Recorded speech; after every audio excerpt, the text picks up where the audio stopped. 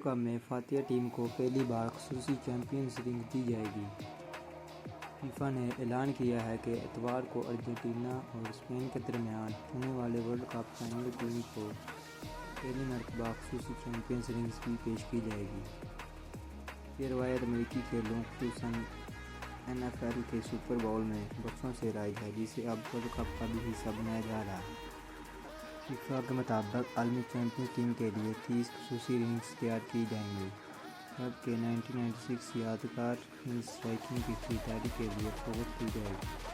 حال میں چوٹی ورلڈ کپ ٹرافی ڈیزائن کا حصہ ہوگی اور اس پر خصوصی چندہ کاری بھی کی جائے گی۔ امریکی صدر ڈونلڈ ٹرمپ فائنل میں شرکت کریں گے اور فاتح ٹیم کو ٹرافی بھی پیش کریں گے۔